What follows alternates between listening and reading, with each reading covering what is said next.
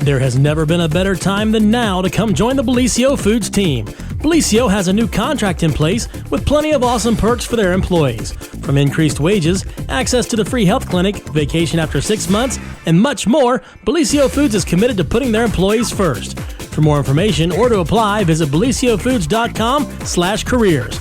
Take advantage of these great new employee benefits and join the Bellisio team today. Visit BellisioFoods.com/careers to learn more.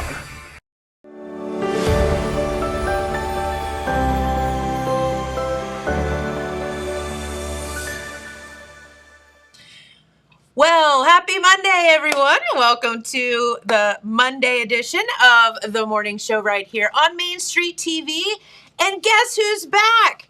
Our good friend Pete Wilson to do the morning news update. And of course, that's always brought to you by Nia Henry, agent for Appalachia Realty. If you're looking to buy or sell or have any real estate needs or questions, call Nia 740-418-4135.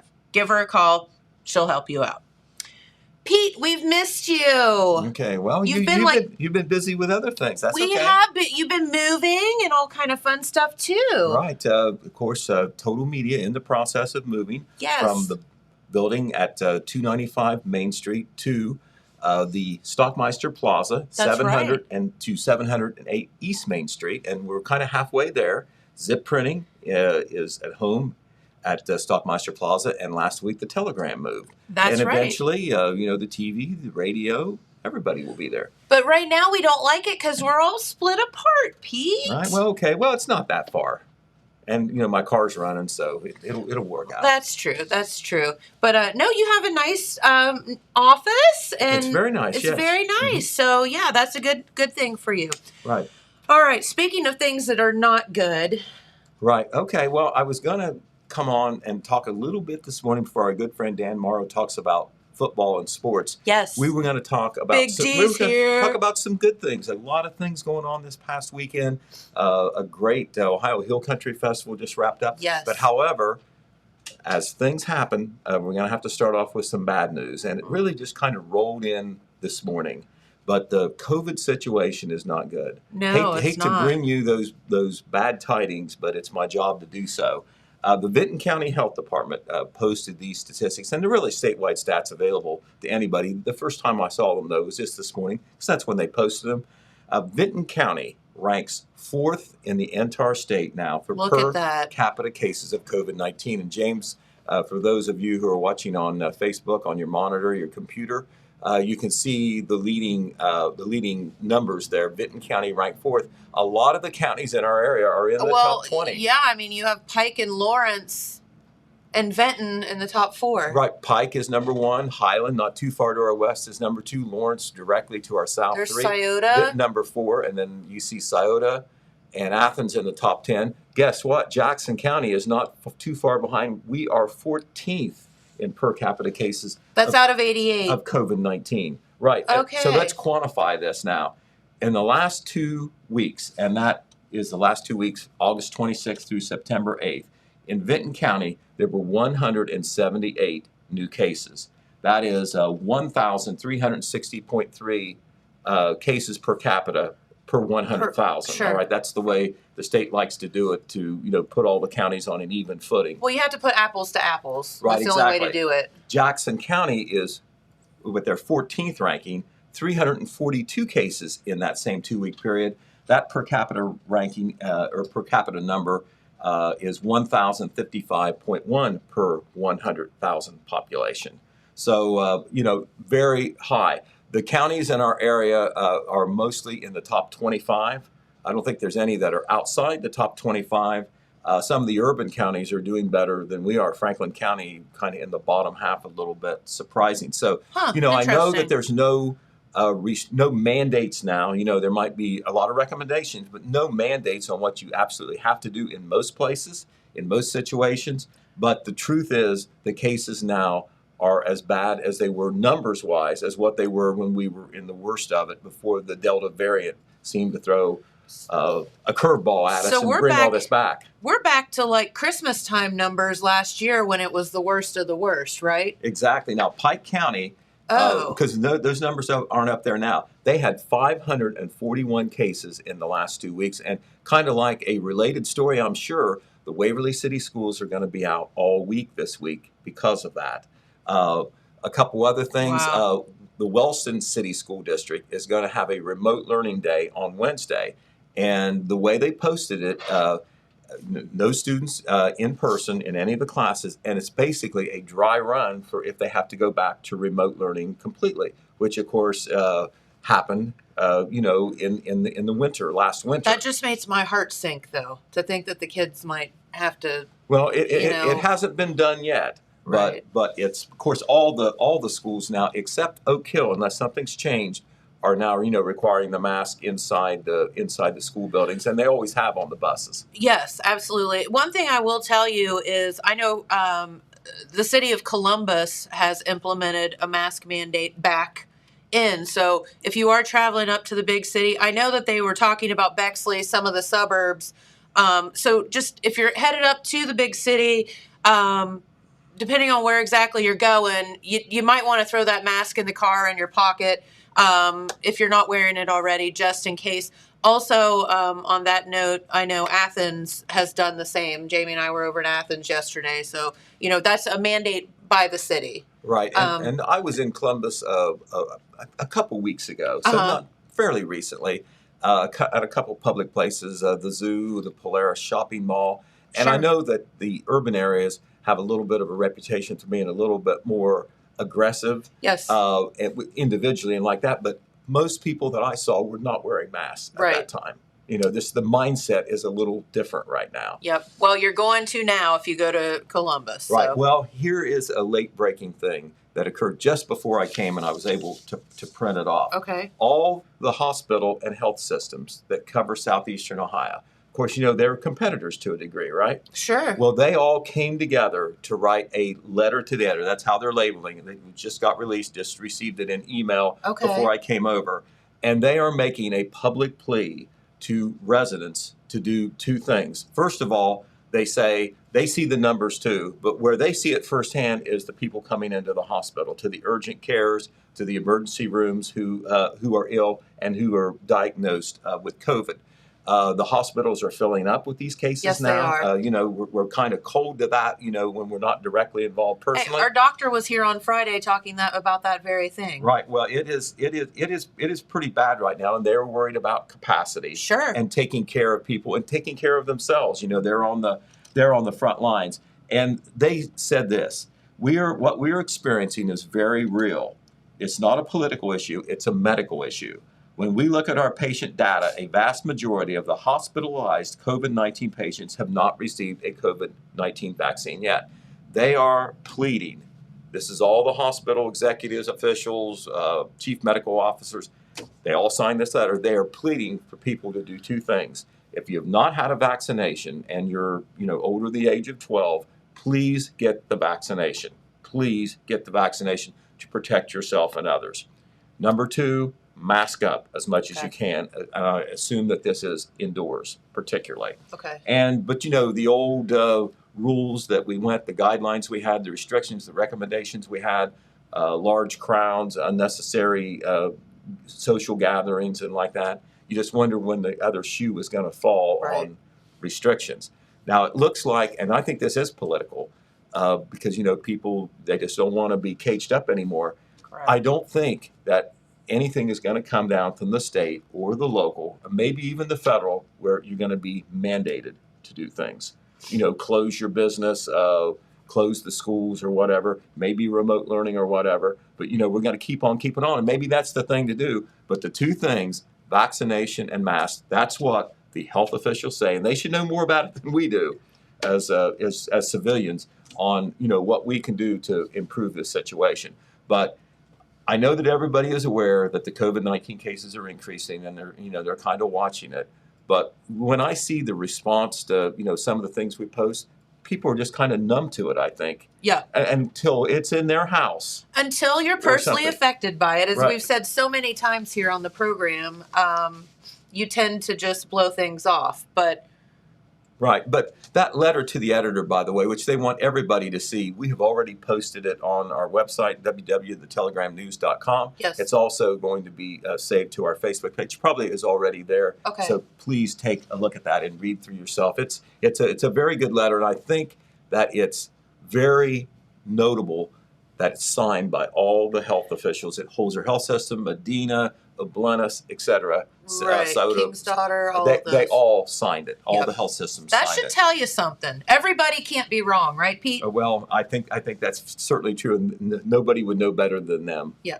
There on the front lines. Okay, we are going to go switch to the Ohio Hill Country Festival in Wellston because it was a good one. Could you have had a better finale day weather-wise than last Saturday? It was. They lucked out in the weather department. I think it was probably when they ran that grand finale parade on Saturday night. I'm guessing it was like 75, low humidity, a little bit of breeze, sunshine. So pretty. Couldn't have been better. Yeah. But anyway, 85 units in that parade. It's a good-sized parade as well. Like not as big as the Apple Festival, but getting bigger. 85 units, took over 30 minutes. They know it would have been bigger had it not been for the COVID-19, because some potential units, bands did not travel as they probably would have if we didn't have COVID-19. But we want to go over real quick the new royalty who was crowned that night. They wait until Saturday night, the very last thing, to crown the new royalty. And there they are. Aww. We're talking about the so-called big girls. Yeah. The junior miss and the little miss. I hate to call them big girls. They're not big. They're not big, but they're older, all right? Yes. However you want to say it. But here are the names. For the queen, the new queen is Chloe Wilbur. She replaces Chloe Johnson. So we have another Chloe as the queen. Olivia Haggerty is the first attendant, and Haley Goheen is the second attendant. They're on the back row there. The middle row, the junior miss, the new junior miss is Erilyn Dupree. The first attendant is Kennedy Cardwell, and the second attendant is Shelby Smith. On the little miss category, the new little miss, this is 2022 now, is Sloan Hutchison. The first attendant is Ava Fenwick, and the second attendant is Presley Childers. They are now officially the new Ohio Hill Country Festival royalty, Cool. And they will remain so all the way through next year's festival. A couple other things I want to mention.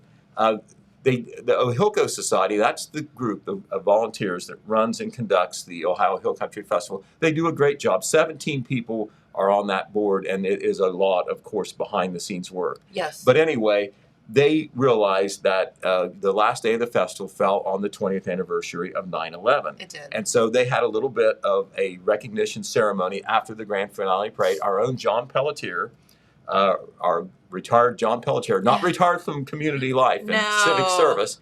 There he is making John announcements boy. During the parade. But he gave a little bit of history, not a lot, but the basic numbers and facts on what happened 20 years ago on September 11th.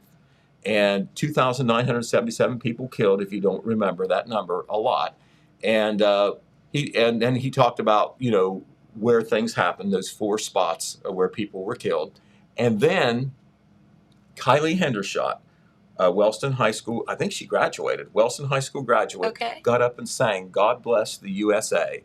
And that is one of the best renditions of that song that I've heard. Of course, made famous by Lee Greenwood. You still hear it out there. Oh, yeah. And she just belted it out and did a great job. So congratulations, Kylie. Brought the crowd to its feet there on Saturday evening. That's so good. Another thing that they did is Stephanie Moon died 10 years ago.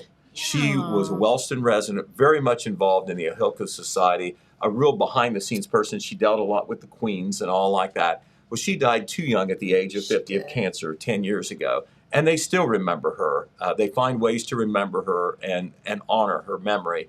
And this year, they all wore pink shirts, the Ohilco Society people, on Saturday. And, of course, the pink shirt symbolic of the battle against cancer.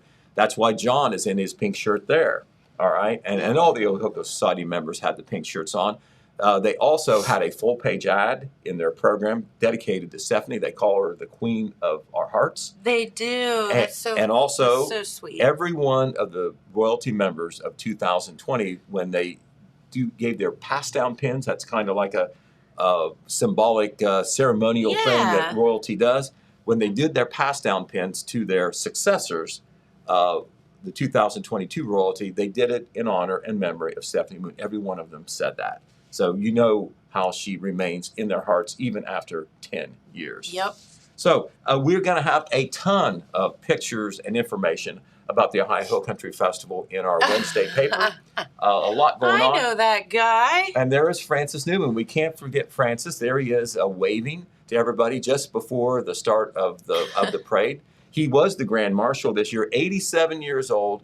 And I tell you, just from what I can see from 7 miles away here in Jackson, he must be one of the most revered and beloved men in Wellston. That's right. Still a firecracker, too. Everybody was so happy when he was named the Grand Marshal, and people were congratulating him at every turn. That's right. Including me. So congratulations to Francis Newman. A lot of people, I heard the same phrase, you couldn't have picked a better person. Good. Because he's been involved with the public many years, even after he retired as an educator. Yep. All right, down Oak Hill Way, it was homecoming, and Bailey Howe was crowned as the new 2021 Oak Hill Homecoming Queen. And there she is, there on the right with her escort, Connor Clark, crowned at halftime of the Oaks game against Scioto Northwest. So congratulations to her. We'll have that picture in our Wednesday paper as well. We already got it online and on Facebook as well. Yep. So congratulations to all the attendants, seniors and underclassmen.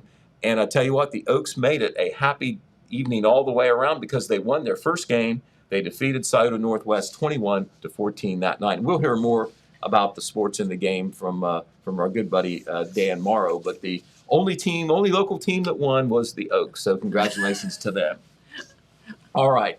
Speaking of 9/11, they had a wonderful ceremonies. They had ceremonies both in Jackson and Wellston. I want to tell you real quick about them. The Jackson County Firefighters Association, with the participation of many of the first responders throughout the county, did a big ceremony down at Alumni Stadium. And there is a picture of that event. It was early Saturday morning, started at 8:15. Yeah. And what they did was the firefighters were in their full gear and they walked the stairs 110 times to symbolize what happened back in 2001 when those firefighters, 343 of which gave their lives, climbed the stairs in the Twin Towers trying to save people. And of course, many of them end up losing their life. And so, they talk about the 9/11 or the 9/11 tragedy every year. The first responders get it. I mean, they know they could have been in that situation themselves. And there was a good turnout of first responders. There wasn't a big crowd from the public there, but they knew that it was going on, and we'll have coverage of that as well in our Wednesday paper. Meanwhile, in Wellston, the Wellston American Legion Post, one of the biggest veterans organizations in Jackson County, had a remembrance ceremony in honor of 9/11. Okay. And it was a ceremony that was very well received.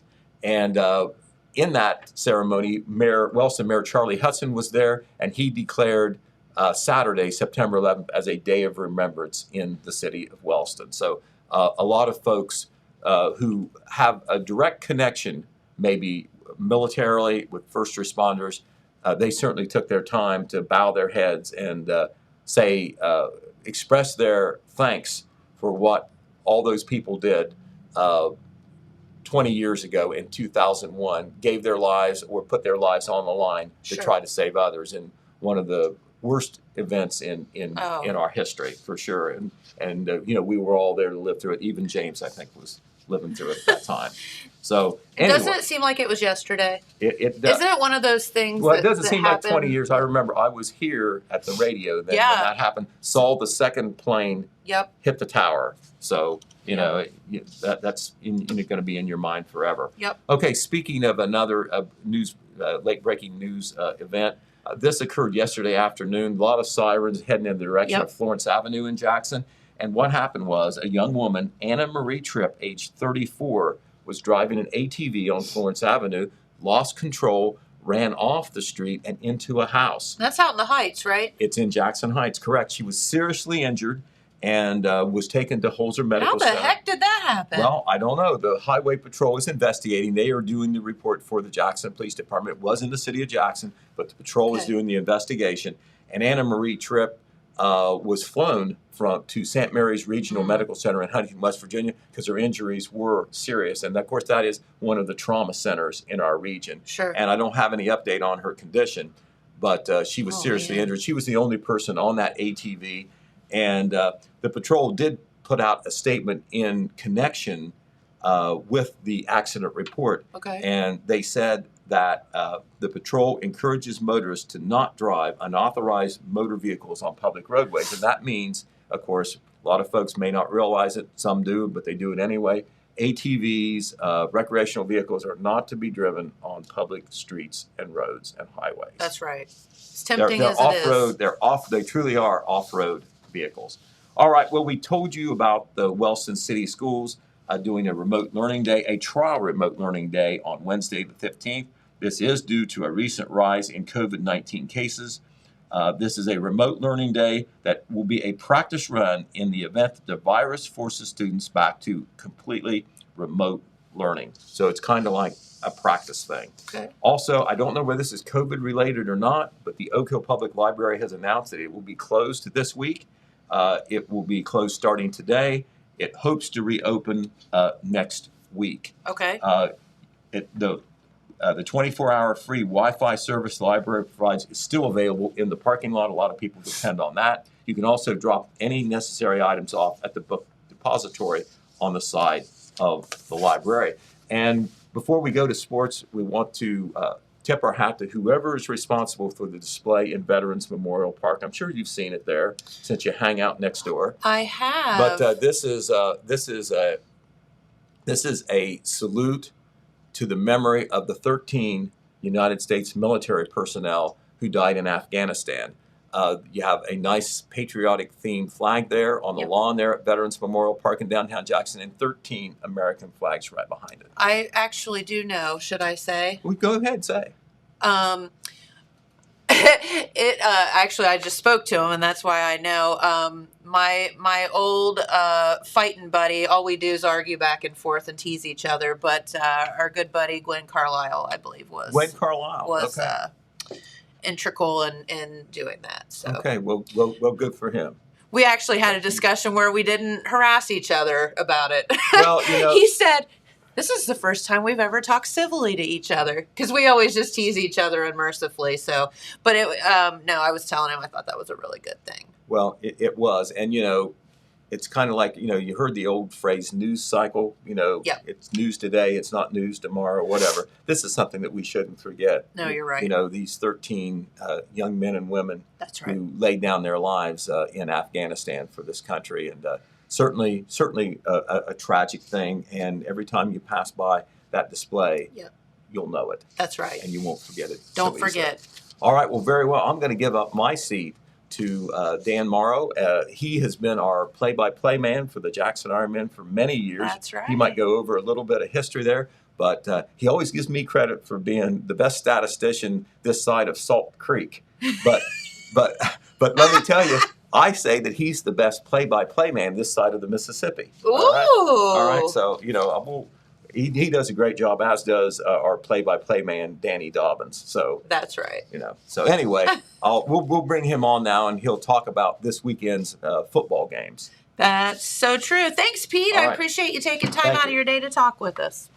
All right, let's head on over to your Total Media Radio weather forecast. And as it was pretty good it was really good last week. It's a little bit warmer this week, but that's all right. And today looking very, very pretty. Sunny skies in the forecast with highs around 86 degrees. Mostly clear overnight, lows around 66. You can tell it falls around the corner as we start to get a little cooler overnight.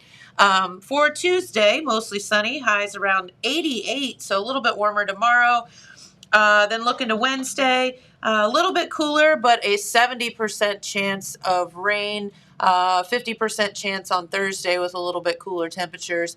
Then those temperatures creeping right back up again for the weekend, but that's okay. Looking like some more sunshine in the forecast. So there you go.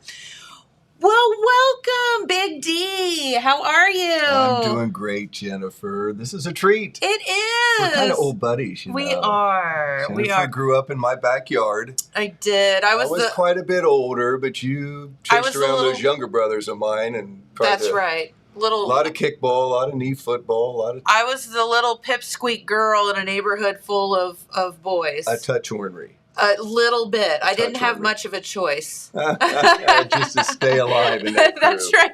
I was talking to somebody the other day, and I said I deal much better with boys because I grew up with boys. Like you have to grow up tough when you grow up with brothers and neighborhood. Ours was a locker room, 4 brothers. Yeah. That's just the way it was. There were the Morrow boys. There were the Dobbins boys. There were Conroys. Yep. So the Conroy boys, my brothers. And little you. Yeah, and then there was Jen, much younger. Yes. So, but anyway, welcome to the program. Of course, our good friend Dan Morrow. And Dan and I were talking off the air, and we wanted to give a big shout out to, drum roll, are you ready for this? If anybody I'm ready. has his number, give him a call today. Today is Big Lou Davis's birthday. Happy birthday, Lou. Happy birthday, Dad. And a lot of the reason I'm sitting here is because of Lou Davis. I wouldn't be sitting here talking Jackson football, but how about this for historical purposes? Please, yes. Many years ago, and as Pete said, we talk nice about each other at times, but we're just like the others. We're pretty brutal on each other. And Pete is the best stat man this side of the Mississippi, not Salt Creek. And there is nobody even close to that guy. His numbers are spectacular, and the play-by-play man, the golden throat, Dan Dobbins, as we like to call him. And we hope to get him back this week. I hope so. We're hoping. That's a real get him hope perked for back up. But in 1981. 1981, how many people were alive at that time? Majority probably were not. A few years ago, Lou Davis took a chance and decided he was going to, with his radio station, wanted to get more involved in the athletics around Southeast Ohio, especially in the county.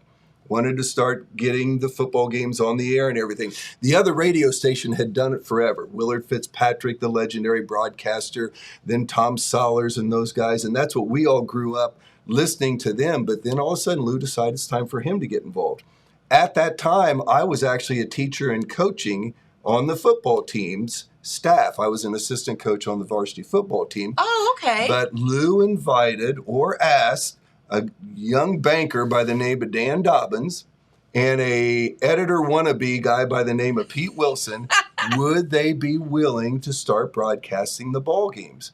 They had no clue what they were doing to start with, but they started in 1981 under Lou's, guidance there. Sure. And 3 years after that, I left education, went into the family business. Yes. And immediately came on board with them. Now, here's my favorite story about that whole situation. When I left education, Jackson had 5 straight winning football seasons. We were pretty proud of that. Things going pretty good. Yeah. Pretty exciting. Yeah, doing good. Those guys that broadcast the first 3 of those years, they had winning football seasons on there. I came onto the group. They wanted me to be kind of a football analyst. I'd been a coach, see if I could help them out, make the broadcast better. I really did a good job. Jackson had 6 straight losing seasons when I first came on the air. Now, we have to laugh now because we're so spoiled. Jackson football has been very, very good. I'll give you a number here later on that should amaze you if it doesn't. 6 straight losing seasons when I started broadcasting. Oh, no. And they didn't fire me. They did not fire me. But, that was a long stretch. Yes. And we had some tough times there. But, boy, then about 1990, it really got turned around, and Jackson football got going quite a bit better. That's because that's when I was there. Absolutely. It could have been. That could have been the reason. Yeah. No, I didn't have anything to do with it.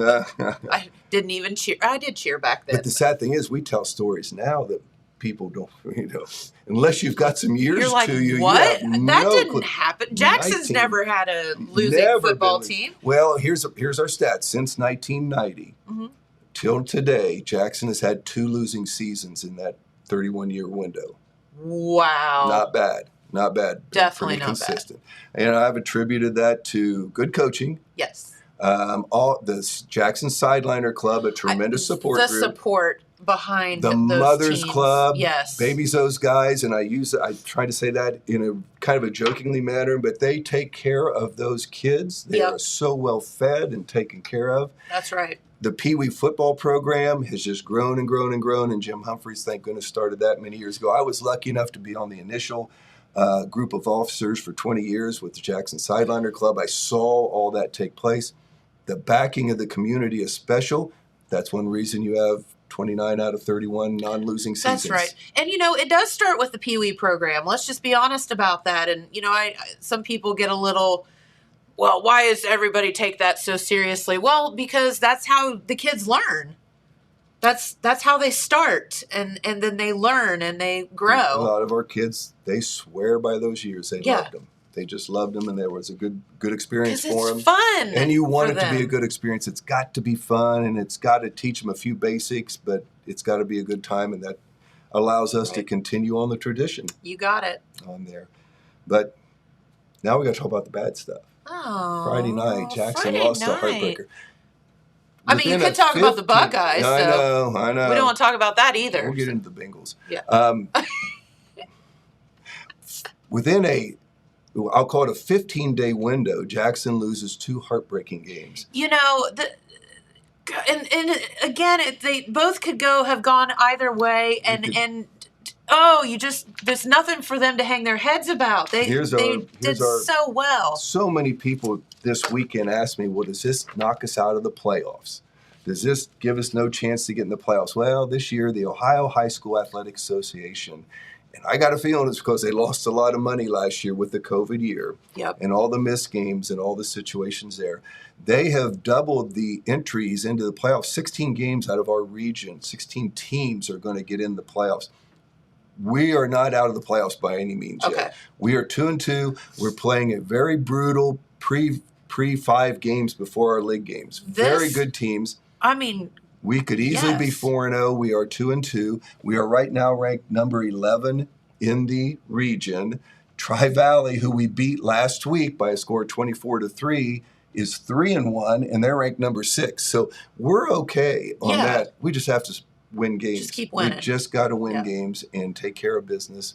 We've got a big one next week with Wheelersburg, probably what Coach Hall will call our top rival nowadays. That's kind of a fun one, and it's at Alumni Stadium. Should be a great night. Weather-wise, you said come out because gorgeous. It looks like a good night. Funny, there's a couple that comes in to eat every Friday from Wheelersburg, and she's a teacher, and so we just chat every Friday because they come in. Sometimes they have their teenage children. Sometimes they go to the games and stuff, but they were like, hey, we're actually playing, next week. And I was like, yeah, that's so awesome. So, what a good kind of rivalry that we have going on with them. But our Ironmen did lose a heartbreaker Friday night. They did. It was quite an interesting game to broadcast. Pete and I did it.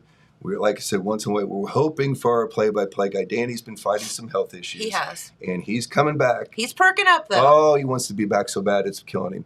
So he would love to make an appearance this Friday if things work out. If he has a good week, he'll be there. I'll guarantee you that. Good. But we lost a heartbreaker, but we played such a unique team in Western Brown.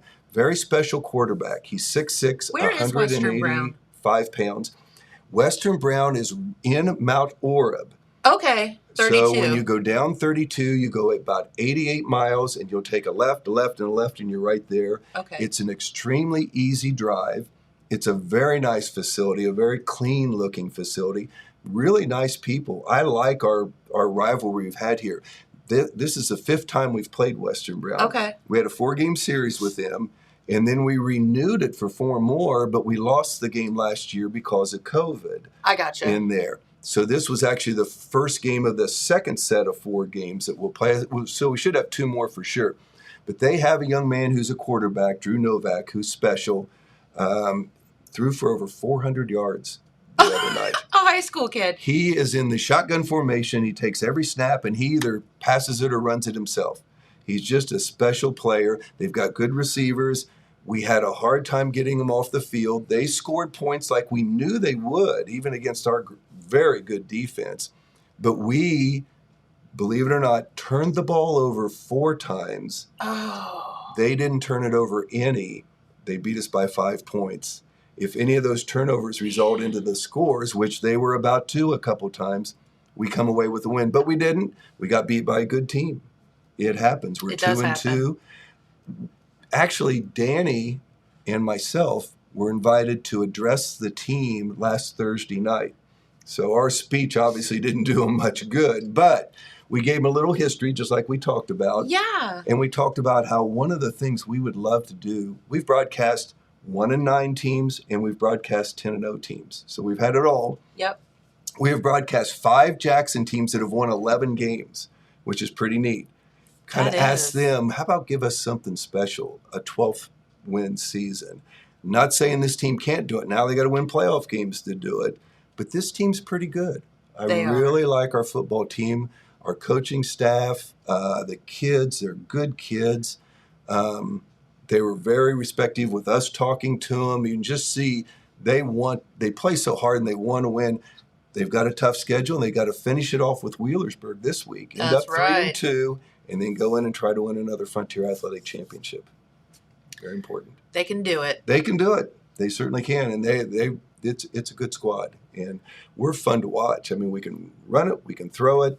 We've got really good skill kids. Our line gets better every week. And we got a chance by the end of the year to be pretty special. Well, and I think we have some kids, too, with the quarterback situation and whatnot, where they're very versatile. They're you know, they can play pretty much any position. And well, Evan Spires, Jacob Winters are 2 quarterbacks. Yep. They're such for the team guys because you can interchange them. And look at them. There's no issue. Oh, yeah. And they're spectacular. And either one can do it in a different way. And when Evan's in there, you put Jacob behind him running the ball. And in that Ironton game, if you went to it or you watched it, everybody watched the one play on ESPN, regrettably. But Jacob Winters carried the pile the whole second half. And what I mean is he gets hit into the line, gets about 2 yards, carries it another 2 or 3. That makes all the difference in the world. Yep. Big, strong runner, and he was the difference in that game. Wow. And he actually had us winning the game until that last play. But in Evan, a senior, and he's one of the best kids you'd ever want to know. Total 4-point student, super polite young man, and could play any 11 spots on that football team and would. Isn't that awesome? Yeah, he's just that kind of kid. Yep. That kind of kid on there. But it's been fun. Needless to say, Dan, and Pete love doing what we do. Well, if you didn't, let's just be honest, you wouldn't have been doing it. We'd have found some way out before Dan. You're not doing it for the paycheck or anything. No, you get it free. We get it free. Hey! But we have to do like the firemen did and walk those steps. That is true. And they're not easy. Those guys put quite an effort on Saturday. Yes, they did. In full equipment. Yes. That's amazing. Full garb, yep. Dan Dobbins has done this for 41 years. Pete Wilson has done it for 41 years. I'm the youngster. I've only done it for 38. But 3 best buddies that can hang together and do this forever. How blessed are we? I mean, it's just been a gift.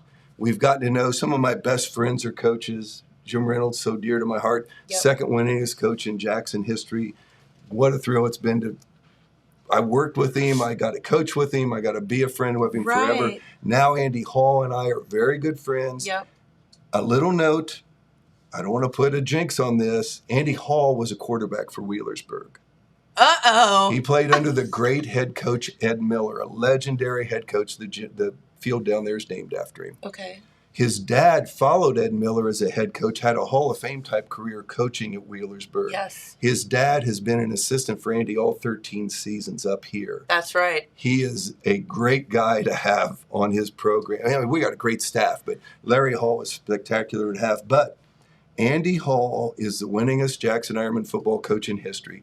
Longest tenure, but was won a lot of games. He is sitting at 99 wins right now in his career. No other Jackson coach is over 63. Whoa. So it kind of tells you how the tenure he's had, the success he's had, what could be more special than for him to beat his alma mater for his 100th win. That's wild. I'm really hoping it takes place this week. It would be a lot of fun. And I guarantee you they're going to work hard at it. And that'll make our post-game interview a lot more fun. Yeah, exactly. It will make it a lot more fun. Yes. And Andy will defer to everything. He praises the kids and his staff and the people at Jackson and the program they've built here. Yeah. But he's done something right. I think he's done something. It starts from the top and sure does. And trickles down. It does in about every phase of life. Of everything. Yes, on there. So that's where we're at. Going to be looking like fun. It was fun to see the Oaks got their first win. Yes. We talked about that. Wellston struggling. They've played a tough schedule. Yeah. And they're rebuilding a little bit. They had an awful good senior class last year. And it's hard to replace those guys. It does happen, and sometimes you come in young, and it takes a minute to rebuild that. The Oaks are really young, and I got to meet their coach, Paul Carver, this summer up at my son's summer league basketball a couple times. Really a quality guy, and they're going to be fine. They just got to hang in there and get older and bigger and better, and Paul Carver will do a nice job with them, so I think they're going to be fine. Sad thing is, and Pete talked about all those numbers, how lucky is our community to have the editor of the paper I know. drive across town now to come up know. here and give almost a half-hour thing on the news. It's better than the Today Show. Oh, it's so much better. Yeah, he's not better looking than some of the people on the Today Show, but it is so much more informative. I mean, he does wear a pink shirt. Yeah, he did. And so did John Boy. Yes. Boy, I miss John Boy. I know. I miss coming over here and talking to him. Yes, we do too. Have to visit with him someday soon. But Pete does a spectacular job on the information he gives you in a 20-minute window. Oh, absolutely. It is. And he's semi-well prepared. He even had notes. He comes with stories and everything. We don't do that. One of the things you got to realize. No, you're prepared. Look at what he's got there. Notepads written by hand. Pete, all his information's on the yellow note tablet. And the thing is, for job security for him, nobody can read his writing. So there is no way you can get rid of Pete Wilson, or all that information no one could read. And that's a fact. And that's the same way with stats. I look over his shoulder. I'm just trying to think, how many yards does Cade Wolford have right now? I can't tell. Pete, I'd have to ask him. And Pete he writes in the air when he's thinking, and then he's got 84 yards, and he'll know right away. But he's amazing, and the information the man does. We're very lucky to have Pete Wilson as an editor. He followed big footsteps in Ed Clark, and people that can still remember Ed Clark. That's right. But look at our two editors that we've had for all those years. Our area has been definitely blessed. Very much so. And just people willing to put in that much time and work. And, Pete's pretty much a 24/7 worker. We get on him about it. I worked a lot of hours. They are slowing up now all of a sudden. But Saturday mornings, I'm back over here at 8 o'clock. Pete's car was there. Friday nights, we didn't get home till after 12. I'm eating dinner at 12:30. Yep. Pete's back up here. Yep. Getting stuff done for the weekend. I come up Sunday for a minute. He's there. I mean, he's just so dedicated, and the community is lucky.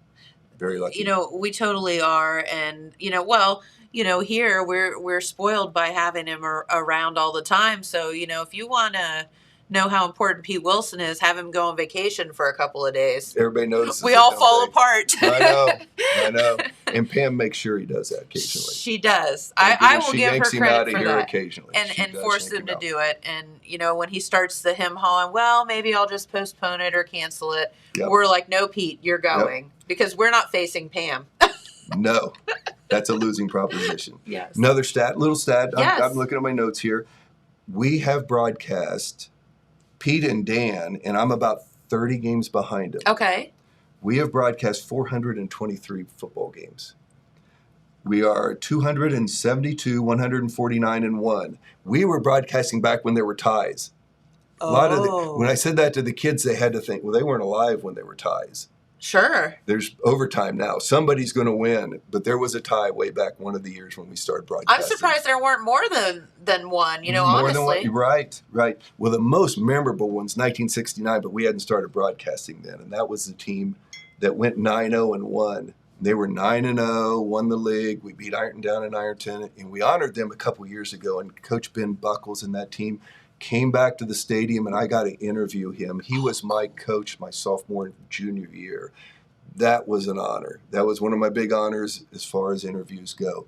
And that team tied Waverly the last game of the season. Both teams came in undefeated. That was at our field. So that's a tie I remember. And I kept thinking, boy, overtime would have been nice. Yeah. To Just get the guys. Get the final, like Yes. somebody has to win and somebody has to lose. Right. But that's the So memories. Dan, Okay. let me put you on the spot here. Okay. Do you have in your career, which has been a few years now, that's my thing. Everything's just a few years. Just a few years just ago. 41. Just 41. Yeah. Do you have a top 5 list of like most memorable games? Oh. I would have to think that this I will say this Ironton game probably has to be one of the it was the most top. memorable play. Okay. Yeah, and a special game. I mean, it was the excitement when Ethan Crabtree kicked that field goal through with 1.4 seconds by the Jackson sideline. And if you were there, we were guessing 8,000 people there that night. Our sidelines were full, people standing around. The Tank Stadium's a big stadium. Yes. It's a very big stadium. There wasn't a seat over there. We had a lightning delay for an hour and a half. It was a mess, It was a long night. Everybody came back, was there. The place was so loud, both crowds. There was so much emotion in that one. And it's not a secret. These two schools like to beat each other. Sure. We had beaten Ironton 3 straight times. Andy Hall had beaten Ironton those last 3 times he played him. Shane Wolford beat Ironton in one of the times of his. So I was back in the era when you never beat Ironton. Right. You never beat Ironton. They just won the league year in, year out, and it was very frustrating. Now, I did coach on a team that tied them. We're talking ties again, 7-7 at our place. So that was 1980 on there a couple years ago. But the noise, the excitement, the emotion, and our coaches, you could see they were trying, we got to settle everybody down. We got to settle them down because there was just chaos going on after that kick. Yeah. I think they pounced on poor old Ethan and, carried him literally to the sideline. And then he had to get he has back to come in. back out on the field on that kickoff team and give Iron credit. Sure, we could have done this. That's always easier after the fact. Coulda, woulda, shoulda. We're so good at hindsight's those. 20/20. Never miss on those, do we? No. But they made a play. And it made a play to become the number 2 play on SportsCenter the next morning. So unfortunately, we were on the receiving Yes. end of that, but Yes. If I had to make a prediction right now, I'm going to say we got an excellent chance to win a Frontier Athletic Championship. We got an excellent chance to get into the playoffs, and we got an excellent chance to win a couple games there. Awesome. I say a couple. I'm not going to predict we lose, but we got a chance to really have a special season, and maybe that will be part of something we grew up with a little bit. That by losing that game and coming back and winning the next week, losing the last week in a heartbreaker and coming back and maybe bounce back against a Wheelersburg, you just get a little better each time and be a little tougher about it, be a little stronger. Yeah. And so it could be fun. But greatest games ever? Yeah. Well, one thing we've done, we've broadcast all 23 playoff games that Jackson has ever played in. Okay. We've broadcast 8. There are 8 wins. Those have to be special. Of Playoff course. wins are special. League championships are special. The 96 football team was pretty special. That team had so many good players. And I think I mentioned Cade Wolford. He's a running back this year. His dad was Shane Wolford. He was kind of okay. He was okay. He wasn't bad. He wasn't bad. I want to give a shout out to his dad, Ted, too, one of the real founding people of this Jackson Sideliners Club. And one of the reasons we have 2 losing seasons the last 31 is people like Ted Wolford stepped up, did their job long after Shane was out of playing, and he just was really a leader with us, and that was fun. Sorry, Ted. I know he'll say, gosh, quiet, Why'd you say quiet, that? Danny, Yeah. quiet, Danny. But he was special. But those 8 playoff wins, there's nothing much more exciting than a playoff football win on there. I can rake it right up there with recent Jackson Ironmen sectional basketball wins, which is a personal situation for me on there. So, but those are exciting. There's been some real classics on there, but and people will say, who's the best players you've played? Who have you coached? All that kind of stuff. Boy, I do not. That's so hard. That is too. Well, problem is 41 years and all those winning seasons, we have broadcast a lot of great players. And things change. That's like asking to compare Babe Ruth with the players of today. It's times are different. It is. The game is different. A current receiver for us, Tristan Prater, really good receiver, caught 9 touchdowns last year. There were way too many years, we never threw 5 touchdowns a whole season. That was just the way the game's changed back in the old days. So Tristan is, as I have said, he's as good a receiver as I've ever seen for Jackson. Never, I hate to say he's always the best, but he's as good as I've ever seen play at Jackson. But he's had opportunities too. We throw the ball more, and so it makes it different. When Shane Wolford ran for over 3,000 yards back in '96, we ran the ball more. You know, and if we'd have thrown it a lot, he wouldn't have got as many opportunities, but he was still pretty good. He'd have still run for a bunch. He did all right. Yeah. We might have found a way to throw it to him. Right. But just football has changed so much. Has it left Dan, and Pete behind? Yeah, we've had to really concentrate because the game's different than it used to be. It was three yards in a cloud of dust, and that's the way it was played. And the great Woody Hayes said it. Well, I was going to say, that's how it was done, and you grounded out every first down, and that's what that Ironton game was like. You grounded a first down was a victory, and then you played a little better field possession. Then you got another one. Finally, we scored there with the short period of time and everything. And but the game's so wide open. The game Friday night was night and day different. Both teams scoring at will. If we didn't turn it over, we were going in the end zone. It seemed like continual. We had the lead. We had an opportunity, but they answered. They came down with a pretty impressive drive and were able to take the lead. And then we had an opportunity at the end again, and that's another turnover, and we didn't get a win. But it's a different game, and it's more entertaining, I think. Yeah. It's it's harder for we old school guys.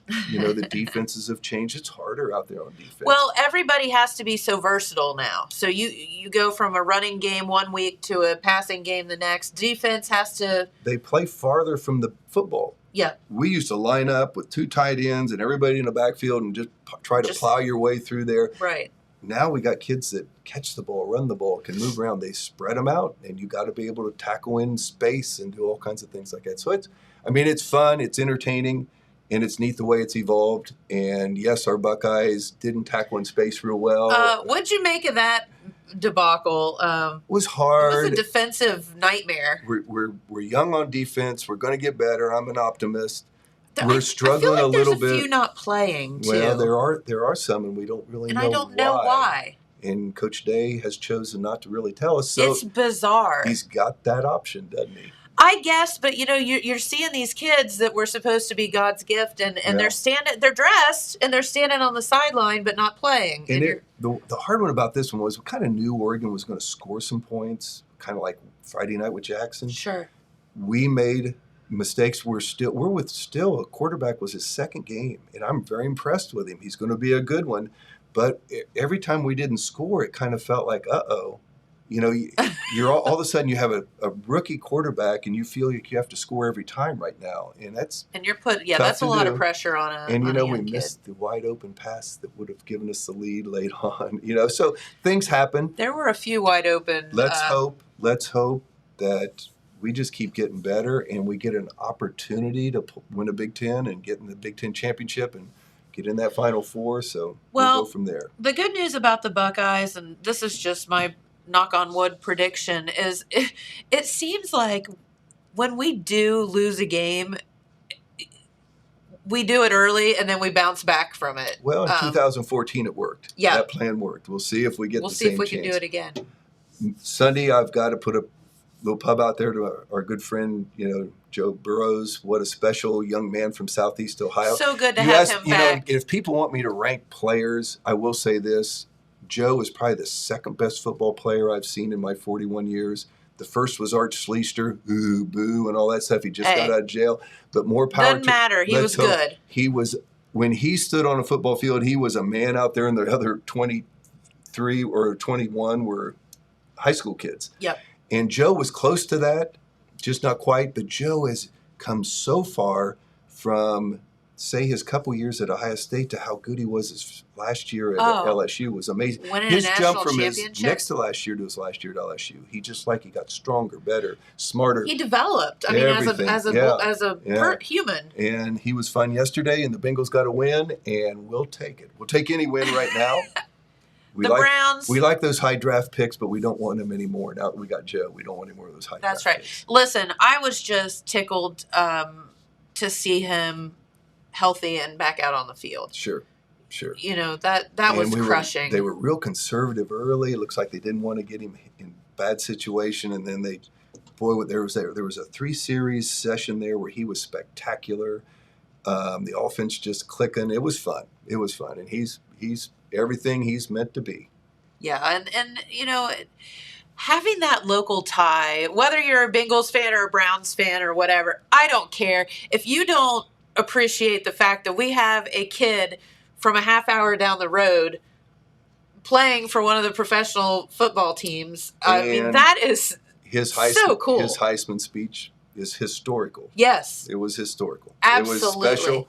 Look how much good it did. Tebow's speech that they typed on a rock out there, then they went on to win a national championship was pretty good, but I think Joe's is just as good. His Heisman speech was, you know, if you were a Browns fan, you had to like Joe Burrows. Yeah, you can't. You can still dislike the Bengals, but you got to like Joe Burrows. Sorry. You got to root for the local kid no matter what he's doing. Absolutely. You know, and he's so how good. about Trey Davis got in a few snaps? I'll get this last plug in. Yeah. Their player last year. He's at West Virginia, big time Division I college football. Andy and I will talk about our kids in college, and we got a handful of them that are playing football, but he got on the field and got a few snaps in West Virginia's game this week. He's on their travel squad. That is really exciting. That is so cool. How unique is this? His dad, Eric, was on that 96 football team. Yep. Got a Division I scholarship to Ohio State. Trey gets a Division I scholarship. You know, we all say, I'm going to play football because I want a Division I scholarship. They don't come out very easy. No. Very few people get them. That is pretty special that under one roof, 2 people got one. That was pretty neat. And good people. Good people. Absolutely. And love that. Local kids doing great. Yep. Isn't it amazing? No question. So, no question. Well, Dan, we have a couple minutes left. And while you're here, and again, happy birthday, Big Lou Davis. Happy birthday, Woo! Lou. And I'd never heard the story that Dad was the one that hired you, and that's all how it You got to blame That's somebody. cool. You have to blame somebody for hiring these 3 characters and put up with us for many, many years. A few years, Yes. But no, you and I have talked numerous times. Of course, you were the proprietor, if you will, of Call Auto Sales for many couple of years, and a lot of people don't know this, but I've asked Dan to come back and do a show, and James and I would love to come over if we can and do some pictures. But the Call Auto Sales building that's now sitting there, and you've done some cleaning out and whatnot because it's moved out to the old Mark Porter Porter's bought Call Auto Sales. Right. And they did not buy the real estate, but they did buy the Chrysler franchise and parts and gave an opportunity for all my employees to go out there and work. Which that was very amazing. Special to me. And we still have some of them that are out there Yeah. and doing very well. That was big. We do appreciate that. But it's been a tough year. We have cleared out a building that has, we're 6 years as a member of the Chamber of Commerce. And I got to believe my great-grandfather, my grandfather, my dad, my uncle, and myself, we all have a little bit of hoarder in us. Just a little bit. And that building was so full of stuff, and it is closely cleared out right now. So it's been quite a chore. Give a shout out to a really good friend, Marty Ross, who you had on here. He also makes apple butter. He's the apple butter guy. He's one of them. He stepped up, and he just wanted to know if he could ever help me. And he came, I think, October 1st last year. He was there every day. Every day. Helping, yeah. Unbelievable. I mean, just out of the goodness of his heart, unbelievable. So That's a big so shout out nice. there. Some of my employees have helped. Jamie Folks from down in Oak Hill has just stayed with me and helped me get through this. And without him, couldn't have done it. We had a couple auctions that were successful, and a big thank you to Preston Mustard and his group that helped us do the auctions. And so it's been an ordeal, and we're close to being cleared out, but I miss it. Yes. I'd still like to be open if that was my choice. I want to thank all our customers through all the years at Call Auto Sales, and we had so many loyal customers. And loyalty is a word that somehow I hope it doesn't ever leave the dictionary, but it's certainly not there in the same prominence it used to be. No, not quite. But we had so many good customers, and they have expressed well wishes and missing and all that kind of stuff. I miss them. I don't get to Sure. see them on a daily basis. Well, you guys had like a little coffee club over there in the mornings. I and called stuff, it you know? Mayberry. It was a little Mayberry-ish. It was very Mayberry-ish, little and people that felt way. comfortable there. And I think that was a neat thing. I'm glad of that. Yeah. People walked in our door and felt comfortable, and they will at other dealerships too, whether it's out here locally and all absolutely. that. But we had a little something special going, and we You really did. appreciate the fact we had that all these years. And I was very lucky to get to work under what I would call the best dad in the world, and my uncle. They were unique gentlemen, and they were gentlemen, and Yes. they taught me the right way, and I was lucky, very lucky. Well, we would love to have you come back and do a little show about the history of Call Auto. And, you don't have many businesses around for over 100 years. And, and the cool thing too, and many of you may not know this, and we need to get up there and get some video and pictures, but the building actually has an opera house above it. I have given a lot of tours since we shut it Yes. down, and really local So people neat. should see it. So you do need to come up and take some pictures. Yes, we will do And we that. can We'll do do that. a little show about We it. can do that. Yeah. People should know a little They bit about should it. know. And probably Bob Irvin knows more about it than I do, the legendary historian.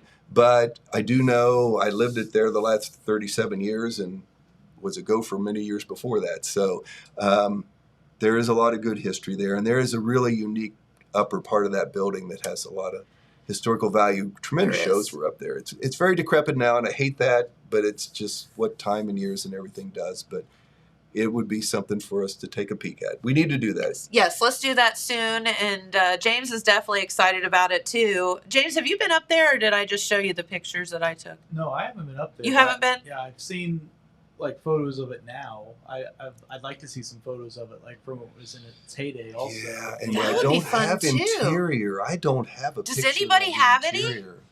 I mean, if anyone has them, I'm sure it's Bob. It'd be Bob, Yeah. wouldn't it? We'll get a hold of Bob too, so we could.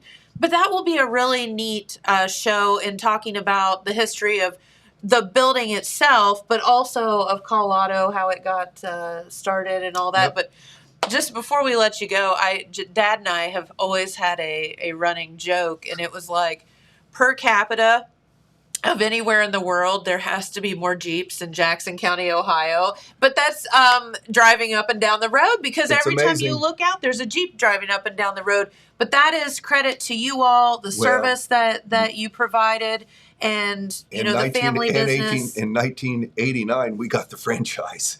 That was big because Jeep wasn't under the Chrysler roof then.